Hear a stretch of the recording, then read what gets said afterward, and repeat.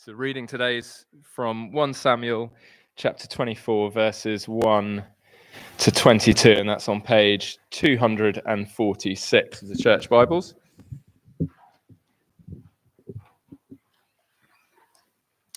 Or inside the service sheets. That's 1 Samuel chapter 24, verse 1 to 22.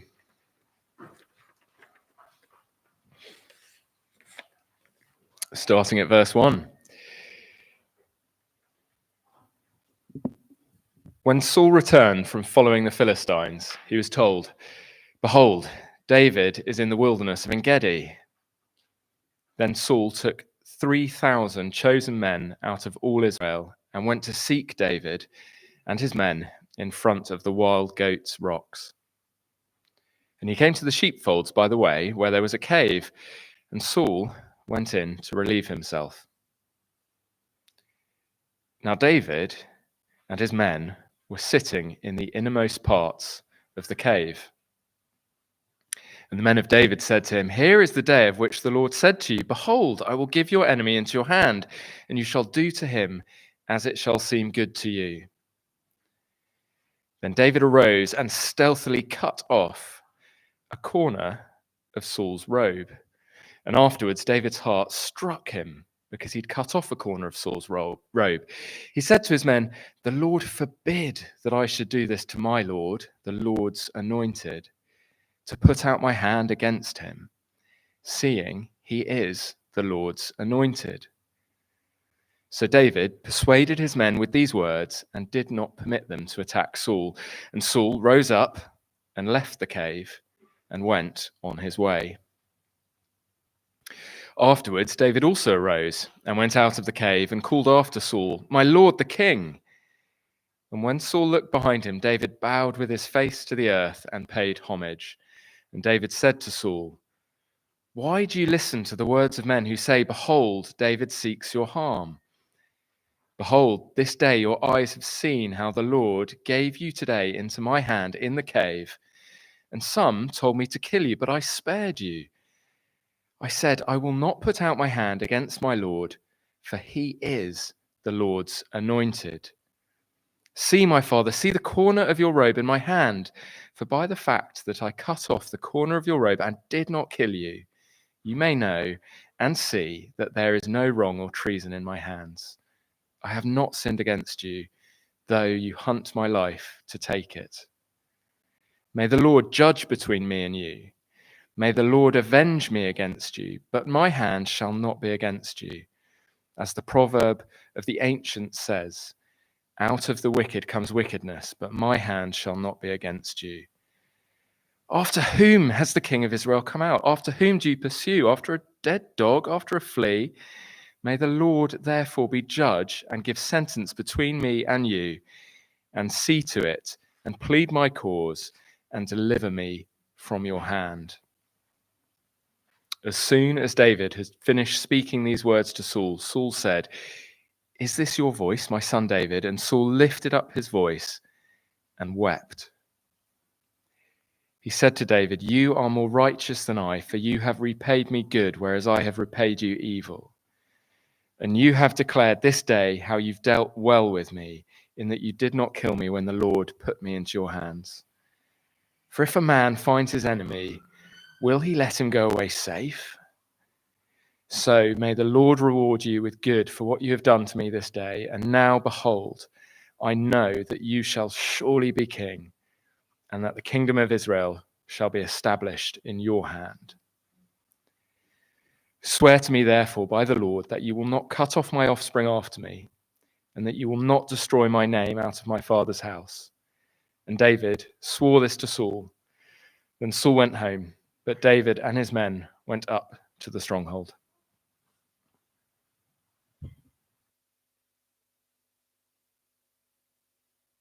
Thanks so much, Tom, for reading, and Boaz for leading us.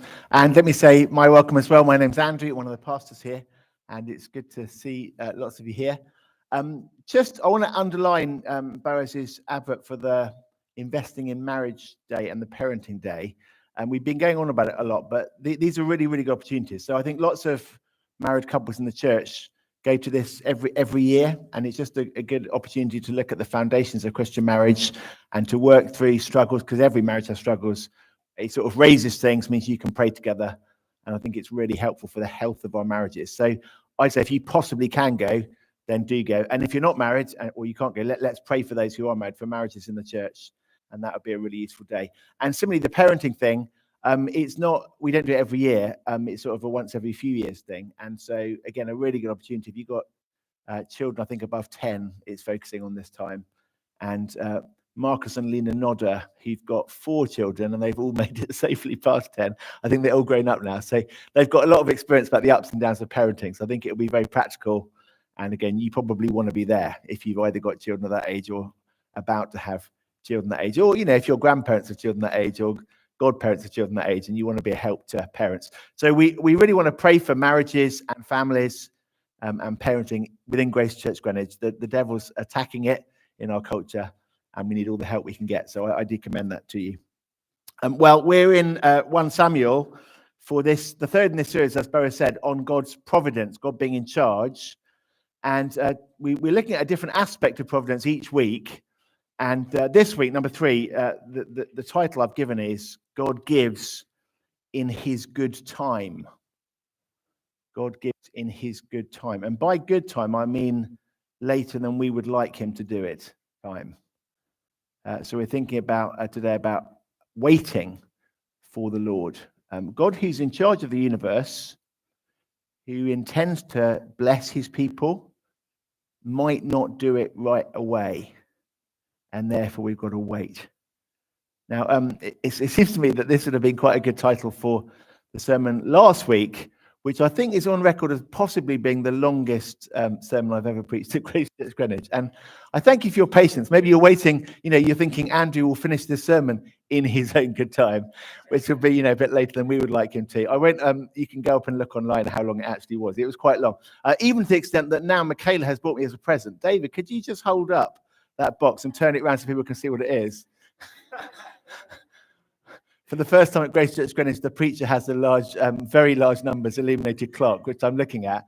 But I thought it's appropriate as we think of, and it's not going to be as long today, therefore, because I can see. So sorry about that, and thanks for your patience. Thanks particularly if you were on Sunday school or crash last week, where the wait would have been particularly painful. But we're thinking about, and I can see the minutes ticking by, but we're going to think about that in more serious areas of life. So not just the minutes ticking by till the end of the sermon and I've left the Sunday roast in and, whatever it is. But what about if you have to wait a long time for something more serious to you? So what if you have to wait a long time for your health to get better? Or a long time, in my stepfather's case, a long time for an NHS appointment that, well, you have quite a painful medical condition, but the waiting lists are ages and you have to wait. Or what if you have to wait a long time for that relationship that's going to last, that's going to be the person you can spend your life with, and there's lots of disappointing false starts, and it's been a long time. You think, will I ever get married? What if you have to wait a long time for relationship security, if it ever is going to come at all? What if you have to wait a long time for financial security, or even the longer you go, the more insecure things look? When it's not just a trivial thing, but a serious thing, and you kind of know in theory God's in charge, and maybe you believe that, in the Bible, but it's just He doesn't do it now. And the longer you have to wait for it, the more your faith is tested. Is God going to do it at all? And that's what today is about. We're going to think about that subject together. I love the children's talk, waiting. I mean, when you're a child, waiting for dinner just seems unbearably long, doesn't it? Or waiting for your birthday when it's tomorrow. I mean, in fact, it's I saw my nephew yesterday. He's 5. Well, he's going to be 5 on Tuesday. He's already beside himself with excitement. And the idea of waiting until Tuesday seems like eternity. And I thought that's very helpful from Boaz. A brilliant children's talk I once saw on this from one of our students at the Cornhill training course was, he said, I've got this toothbrush, and I wish I had it with you because the illustration is a lot better if you actually can see it. Hi, welcome. Do you come take a seat? Very welcome.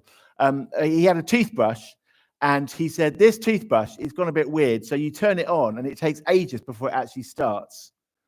And we're like, okay. And he turned it on and he said, yeah, it won't start yet. And you'll think it'll get to the point you think it's never going to start. And I think it's basically because the motor was so weak that it couldn't sort of get going against the friction. And so you wait and it just wait and wait and wait. And you think it's never going to start at all. And it was such a good illustration because it was so long. It must have been about a minute and a half of this motor sort of struggling, whirring, it wouldn't move. And we thought, this is a risky illustration because it's not going to work this time. And then after about 1.5 minutes, maybe even 2 minutes, it's something, and the toothbrush starts. And I wish I had it to bring with me. But the wait is so long, you think this is never going to happen. Well, here's the doctrine of God's providence. And Bo has read again at the beginning of the service. I've come to really love this. This is probably the third week we've read it out, I think. It's from the Heidelberg Catechism, which is a bunch of people in the 16th century thinking about the Bible. So it's an old summary, but it's a really good summary of what the Bible says in a very profound way. God is in charge of the world. God's providence is his almighty and ever-present power, whereby, as with his hand, he still upholds heaven and earth and all creatures, and so governs them that leaf and blade, rain and drought, fruitful and barren years, food and drink, health and sickness, riches and poverty. And you notice in these pairs, it's both things, good things and bad things. So fruitful years, barren years. So years when you get a good harvest, years when you have no harvest. Food and drink, health and sickness. The year when you get a medal for winning a sports race. The year when you spend half the time in hospital because you can't walk at all. Yeah, the good and the bad. Riches and poverty, both of them. Indeed, all things come to us not by chance, but by his fatherly hand. God's in charge of everything that happens. And that's very comforting, but you've got to wait for it. One of my favorite songs about waiting comes from Stephen Sondheim, and from the musical, some of you know, Sweeney Todd. Here's a little, I'm not going to sing it, but I'll read you the poem. Easy now. Actually, I do want to sing it. Easy now, hush, love, hush. Don't distress yourself, what's your rush? Keep your thoughts nice and lush. Wait. Slow, love, slow. Time so fast. Now goes quickly, see, now it's past. Soon will come, soon will last. Wait. And if you know the context, it's a woman trying to comfort her agitated partner, saying, chill out. He's in a hurry. Don't be in a hurry. All in good time. Wait. Now, the slightly unfortunate context of it is that he's a psychopath. He wants to kill loads of people. And she's saying, in good time, wait, chill out. And I thought that's very inappropriate for this context. Although it kind of isn't, because we just heard a story in 1 Samuel 24 where there is a psychopath really trying to kill somebody, but it's not him who's got to wait. That's what makes it such an amazing story. It's not the psychopath that's got to wait. It's the person who is going to be the victim. He's got to wait. So let me fill in the backstory so that you get what's going on. So David, he's the guy, the shepherd boy who beat Goliath, famously. We looked at that last week. And Saul is the king at the time. But we've been told already, and Saul's been told already, that David is going to be the next king after him. And so when you're in power, and this is, I guess, true of all of human history and all of politics, when you're in power and you find out somebody else is going to be in power, that can make you kind of insecure about it. And it just happens all over the world. And it happens in the Bible. I guess the most famous example would be King Herod. King Herod finds out that there's a king that's been born. We're thinking about that at Christmas. And he gets insecure, to say the least. And he thinks, I got to kill this new king because he's going to replace me as king. He's my rival. And so he goes paranoid about it. And that's what happens with King Saul here.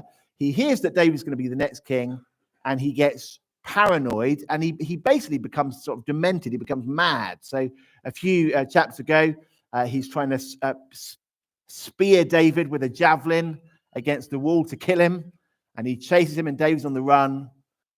This is a psychopath who wants to kill David, but it's not the psychopath who's got to wait. It's the victim who's got to wait.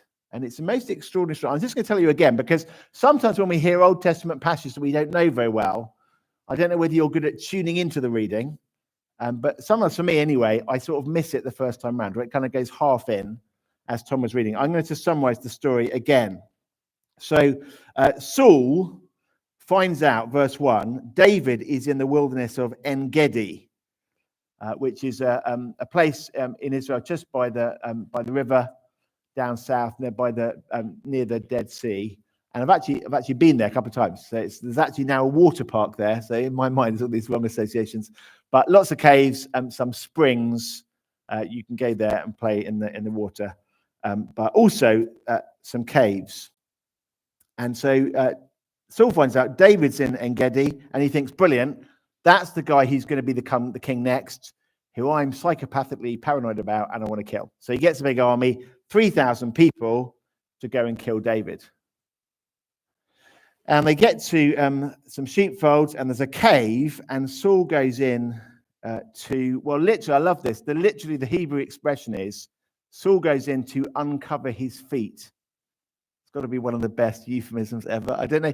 People don't like to say he's gone to the lav, do they? So they, you think, oh, I'm just going to powder my nose. I think people used to say in England, didn't they? Meaning, I'm going to the loo. Or I'm just going to the little boys' room. Or, people in all cultures, people find a way of talking about going to the loo without saying so. So he's gone to, literally in Hebrew, uncover his feet. And the translator said he's gone to relieve himself. So he's gone to the loo. And then David finds out, Saul's has come to kill you, and he's in that cave going to the loo. So fantastic. So David arose in the cave and stealthily cut off a corner of Saul's robe. What's going on here? Well, basically, he's saying to him, I could easily have killed you. While you were on the loo, I was there with a big sword. And just as a sort of warning shot, rather than killing you, I've just snipped off your robe. I've chosen to spare your life, he says. And then the men said, I'm not going to kill him, and we're not going to attack him.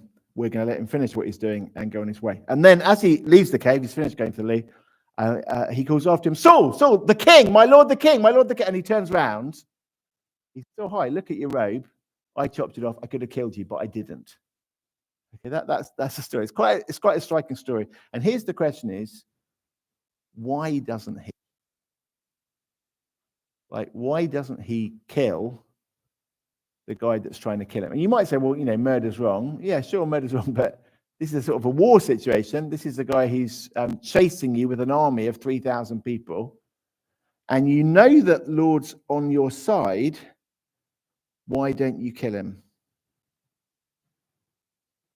And the answer is, you don't kill him because you think God's in charge.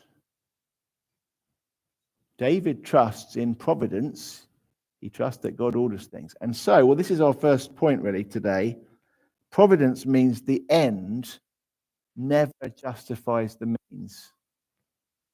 If God's in charge, then God will bring about his good purposes without me having to take grubby shortcuts. It's actually even more striking here because there's a little echo of another Bible story. And one of my favorites, actually, probably one of your favorites, is another lavatory story. So if you think of the most famous Bible stories about going to the loo, can anyone think of another one? About a very fat guy who goes to the loo. His name's Eglon. And he also goes to uncover his feet. He goes into a little inner chamber. And then while he's here, Ehud, who's one of the judges, goes in and says, I have a little something for you. I have a little message for you, a little secret. And it's again, it's a little clever play on Hebrew because the word for a word or message is a davar. And the word for a little something is a davar. I've got a message for you. I've got a little something for you. And the little something turns out to be a sword. And it's a pretty grotesque scene, actually. But Eglon, the king, dies. He's assassinated by the judge. And hooray. So why shouldn't this be another lavatorial assassination? Well, the answer is because God is sovereign and Saul is the king appointed by God at the time. I mean, a terrible king, a king whose time is almost up, a king who's going to be replaced by David. Nonetheless, he's the king. So just look at verse 5. Verse 4, David stealthily cut off a corner of his robe. Afterwards, David's heart struck him because he cut off a corner of Saul's robe. He said to his men, "The Lord forbid that I should do this thing to my Lord, the Lord's anointed, to put out my hand against him, seeing as he is the Lord's anointed." Now, this is an amazing thing because there's all sorts of things going on at once here, but David really respects authority even when the authority is bad. And we think about this in 1 Peter in our Bible studies. We're thinking about how can Christians be asked to submit to the government when I don't like the government? Maybe you've got all sorts of problems as everyone does with their rulers. And Peter says, yeah, I know you've got a problem with the government. Nonetheless, submit to the government. And there's a bit of that going on here. I'm going to respect the one that God has ordained. It doesn't mean that God loves everything about Saul. It doesn't mean that Saul's going to be king forever. But for now, for the time being, I'm going to respect him as the king that God has chosen. You see the same thing in verse 10. When he confronts Saul, "Hey, Saul, notice that I've cut off the corner of your robe. This day your eyes have seen how the Lord gave you into my hand in the cave, and some people told me to kill you, but I spared you. I said, I will not put out my hand against my Lord, because he is the Lord's anointed. See, my father, see the corner of your robe in my hand. By the fact that I cut off the corner of your robe and I didn't kill you, you may know and see there's no wrong or treason in my hands. I've not sinned against you, although you hunt my life to take it. May the Lord judge between me and you. May the Lord avenge me against you, but my hand will not be against you. As the proverb of the ancient says, out of the wicked comes wickedness, but my hand shall not be against you. What he's saying is the end does not justify the means. Even though you're trying to kill me, I'm not going to kill you. I'll leave it to the Lord to do it. I'll wait. I'm willing to wait. Providence means that the end never justifies the means. And then, I guess a very closely related idea, providence means that we should wait for God's purposes to be fulfilled. And David has to wait quite a long time. So basically the rest of the book of 1 Samuel, we're only chapter 22, but all the way through to the end of the book, it's the same story from now on. So Saul wants to kill David. David's on the run. And we go on chapter after chapter after chapter. And then finally, Saul dies, but it's not David that kills him. And in fact, the story is even more extraordinary. In the beginning of 2 Samuel, chapter 1, someone thinks, brilliant, Saul is dead. David's going to be really chuffed to hear this. So this guy, a bit of a chancer, thinks, I know, I'll go and tell David that I've killed his enemy. And he'll be really pleased. And I'll get rewarded. And I'll get promotion. So he goes and says, oh, good news. Your enemy's dead. Isn't that brilliant? And then Saul says, execute this man. David says, execute this man. How dare he rejoice in the murder of God's anointed? It's quite an extraordinary thing, I think, to trust God, to wait for God. And actually, God's purposes eventually come true. And the story of 1 Samuel as it goes on, Saul dies, and then 2 Samuel as it starts, David becomes king. And that's also pretty tricky at the beginning because there's a civil war, and there's a guy called Ishbosheth who is loyal to Saul. He's of the tribe of Saul. And again, he tries to kill David, and David just continues to trust the Lord. And then by the time you get to 2 Samuel chapter 5, David is the king of the whole country. And he waited. Providence means this makes sense. But only really providence makes sense of this. Like, if you don't think that God's in charge, then you won't do this. If you don't think that God will be just and take vengeance in the end, you won't do this. In fact, if you don't believe in divine justice, you basically have to have justice yourself, don't you? I think that's why in societies where people lose their faith in the police or in the judiciary, vigilante justice increases. I mean, it has to, because if you can't trust the police have got your back, if you don't believe that God's got your back, then you've got to have your own back. And I guess that's why in sort of gangland London, people take justice themselves. They don't trust the police will look out for them. It's why in places of corrupt political regimes, people take justice into their own hands because they don't believe that the state will do it for them. And it's kind of logic to that. If no one else is looking out for you, you've got to look out for yourself. But David believes God is looking out for me. And therefore, I don't have to take matters into my own hands. I never have to cross the line to justify the means. The end does not justify the means. I can wait. Even if it's a long and scary wait. Let me just apply it to some different Christian situations. It might be that you've been wronged and you want to take revenge, in which case I'd urge you to wait. God will, on Judgment Day, bring justice. You don't have to do it yourself now. But it might be sort of one of those more typical illustrations or applications I mentioned earlier. Maybe you're desperate to get married and the right person hasn't come along. Wait. And you might say, well, that's all very well for you to say wait, but I'm already in my 30s, I'm already in my 40s, I'm already in my 50s. Will I wait forever? Am I even going to get married? Well, I mean, maybe not. Many people will be married, but not everybody is going to be married until the last day, when the Bible tells us that Christians are headed to the ultimate marriage. And we can be sure none of us are going to miss out on that one. That relationship of intimacy and security that every single person longs for. If you're a Christian and you hold on, that's guaranteed. Wait. I'm not saying people shouldn't get married. If you have the opportunity, of course, get married now. But don't let the desire for marriage impatiently let you compromise about who you would marry. I'm so eager for a relationship that I'm even going to go out with this friend who doesn't share my faith, who doesn't know the Lord Jesus, whose life is not aligned with mine. I know he's not a Christian, but I'm so desperate for somebody, and God hasn't given me anyone, so I'm going to go with him. Such a tragedy to do that. The end doesn't justify the means. Be patient. Or another one, what about that financial security or that health security?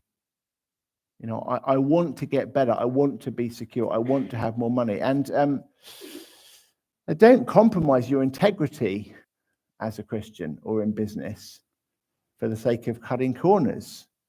Wait. And again, it's all about timescales, isn't it? Because, David, it turns out within his lifetime, he gets the answer, and he has to wait a while for it, but then eventually Saul died, David's king. But what about if it's longer than that? Someone was asking me this week, she said, Andrew, do you help us with situations where people wait their whole life and it never gets better? Because that will be some people here. And again, that's not the deadline, is it? Like, if there is a resurrection beyond the grave, then within your lifetime isn't the deadline. Again, all of us are headed for financial prosperity and security. There's a whole false teaching in the world, a kind of twisted gospel that people sometimes call the health and wealth gospel or the prosperity gospel. And it's Christian pastors promising people, if you trust Jesus, then your business will go well. If you trust Jesus, you will be healthy. If you trust Jesus, expect success. And it's this sort of feel-good message. And particularly people teach it to the most vulnerable people in the world. So it really thrives in areas of poverty. You're in poverty, but if you trust Jesus, you won't be in poverty anymore. And it often goes with massive financial abuses by pastors. If you trust Jesus and you give me a lot of money as your pastor, then God will bless you. And it basically is a way of exploiting vulnerable people for the sake of the pastors getting rich and getting greedy. And shockingly, this happens all over the world. But it's quite a subtle error, actually, because trust in Jesus and it will go better for you is true. Trust Jesus and you'll prosper is true. They've just got the timescale wrong. Because the Bible doesn't say trust Jesus and it will prosper for you in this life, necessarily. But he does say trust Jesus and you'll prosper in the end. And there'll be Christians who suffer and who are even killed for their faith. And in the end, well, they're resurrected and they live in a paradise, a new creation, in unimaginable prosperity. That is our future. But you just got to get the right timescale. And if you think this is my right now, and it's your expectation, well, you're either going to be disappointed with God because he hasn't come through for you, or you're going to take matters into your own hands. And David here, he will not take matters into his own hands because he trusts that God is in charge. Now, I wanted to finish with a kind of an extended illustration of this from church history and from the life of a guy called Dietrich Bonhoeffer. And some of you have heard the name, others you won't. He was a German Lutheran pastor in the 1920s, 1930s of the last century, at the time of the Nazis. And really a wonderful man. And I particularly like the story of him because I was listening to Radio 4 the other day, and they're talking about Martin Luther, the reformer, who began the Protestant movement. And this little Radio 4 history program is really annoying, actually. I found it very annoying because rather than saying, Martin Luther rediscovered the authority of the Bible, which he did, and rather than saying Martin Luther discovered that through Jesus, we can have a clear conscience because we have Jesus' righteousness, which he did. In my mind, those are the main things about Martin Luther. Instead, they said Martin Luther decided that you should resist authority and follow your own heart. This is very it's a very 21st century reading of Martin Luther. And they also said, of course, Martin Luther was a terrible anti-Semite. He hated Jews. And sadly, that is true. There's lots of good things about Martin Luther, but he was anti-Semitic. And people say, the Nazi regime probably owes its legacy to Martin Luther. And so it was a kind of typical BBC, Christians are terrible, look at how they're basically responsible for the Holocaust. It's a bit rich, even though, Hitler was an atheist and was inspired by the atheist philosophy of Nietzsche. But nonetheless, it's Christians' fault because, of course, this is the BBC. So I found that pretty annoying. But I wanted to sort of fight back, not to say Martin Luther was a great guy, because he was a very mixed guy and he was anti-Semitic. But by pointing at the story of Dietrich Bonhoeffer, he was a Lutheran pastor in the same church founded by Martin Luther. But he was not an anti-Semite. And in fact, he opposed the teaching of the Nazis publicly. He formed part of a breakaway denomination in Germany in the 1930s. The Nationalist Church, this is quite shocking. In 1933, the Nationalist Church passed a resolution to apply the Arian paragraph within the church, meaning all pastors and church officials of Jewish descent were to be removed from their posts. Moreover, in November, a rally of 20,000 German Christians, or so-called Christians, demanded the removal of the Old Testament from the Bible. It's pretty radical, because it was written by Jews. Okay, so this is this madness in the 1930s. And just a few of them stood up to it. They said, this isn't what the Bible says, and anti-Semitism is not biblical.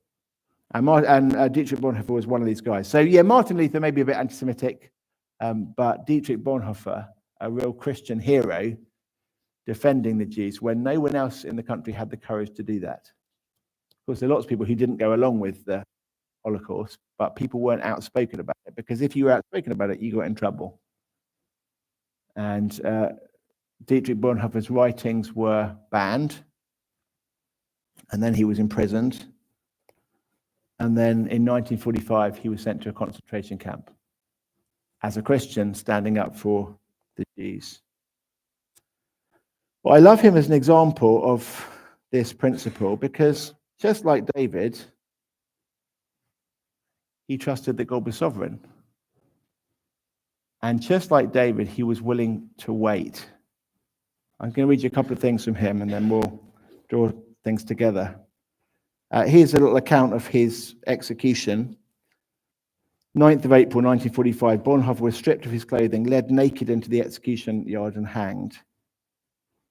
One of his friends writes of somebody who saw the execution. I saw Pastor Bonhoeffer kneeling on the ground, praying to God. I was most deeply moved by the way this lovable man prayed, so devout, so certain that God heard his prayer. At the place of execution, he again said a short prayer, then climbed a few steps to the gallows, brave and composed. His death ensued after a few seconds. In the almost 50 years I worked as a doctor, I've hardly ever seen a man die so entirely submissive to the will of God. Now, you might say, oh, God didn't answer his prayer. You know, Lord, spare me. And then a few seconds later, he's dead. It kind of depends when your time scale is, right? If you think, I must have all the blessings in this life now, you know, I need a marriage partner now. I need my business to be prosperous now. I need health now. If I don't get it now, then either God's not in charge or I'm going to take shortcuts to take matters into my own hands. No, David doesn't do that. And Dietrich Bonhoeffer doesn't do that. No, just trust God to do it in his own good time. And I want to finish by, this is another song, not from Sweeney Todd, but written by Dietrich Bonhoeffer. And I can't actually sing it without feeling a bit emotional because it's got a beautiful tune. It's sung to Finlandia. Some of you know that tune. We rest on thee, our soul, our strength and our defender, that tune. I'm not going to sing it because the combination of the words and the music is just too much for me emotionally. But listen to these words, this testimony to this same point. By gracious powers so wonderfully sheltered. This is what he writes as he's in the concentration camp. By gracious powers so wonderfully sheltered and confidently waiting, come what may, we know that God is with us night and morning and never fails to meet us each new day. Yet are our hearts by their old foe tormented. Still evil days bring burdens hard to bear. O give our frightened souls the sure salvation for which, O Lord, you taught us to prepare. And then here's the most amazing verse of all, I think. And when the cup you give is filled to brimming with bitter suffering, hard to understand, we take it gladly, trusting, though with trembling, out of so good and so beloved a hand. That's the confidence of somebody who believes in providence. God's in charge of the good things that happen to me and the bad things. God's in charge of me being arrested. He's in charge of Adolf Hitler being, for now, in charge of Germany. And, you know, God's good time, he'll remove that tyrant. And in God's good time, the gospel will return to the church in Germany. And in God's time, he'll lift me up. And now I'm ready to die. God's providence means we wait. And I don't know about I just guess this is an absolutely life-changing truth. And I look at all these faces, I don't know, I mean, some of you, I know the situation, but lots of you I don't. And there'll be things that you would like God to do now. And there'll be ways in which you're tempted to take shortcuts to make them happen now. God's not done it, so you'll do it.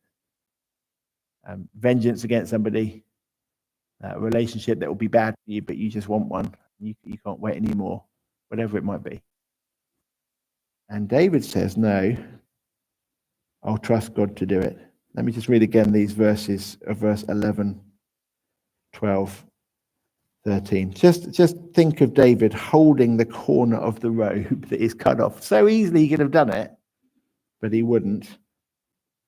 See, my father, see the corner of your robe in my hand. The fact I cut off the corner of your robe and didn't kill you, you may know. And see, there's no wrong or treason in my hands. I've not sinned against you, although you hunt my life to take it. May the Lord judge between me and you. May the Lord avenge me against you, but my hand shall not be against you. As the proverb says, out of the wicked comes out wickedness. The end justifies the means, says the wicked. No, my hand shall not be against you. Against whom has the king of Israel come out? Whom do you pursue? A dead dog, a flea? May the Lord therefore be judge and give sentence between you and me, and see to it and plead my cause and deliver me from your hand. That would be a great memory verse, wouldn't it?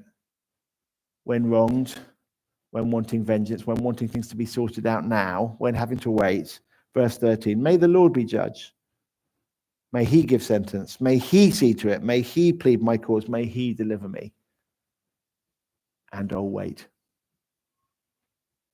Well, we can take a pause, and maybe in the pause, you want to pray for a particular area where you need patience. Patience is a particularly Christian virtue, one of the fruit of the Spirit. And patience that doesn't make sense for an atheist. What are you waiting for? No one. I mean, it's just the word's random. You might as well make your own good fortune. Doesn't make sense to wait as an atheist, but it does make sense for a Christian who believes in providence. So maybe there's an area where you need to be patient and wait for the Lord. And let's take a moment of silence just to pray ourselves. Maybe whoever's praying can give us sort of a minute or so just out of silence, and then we'll be led in prayer together. And then Q&A, if you want to ask me things, you can do that in a second.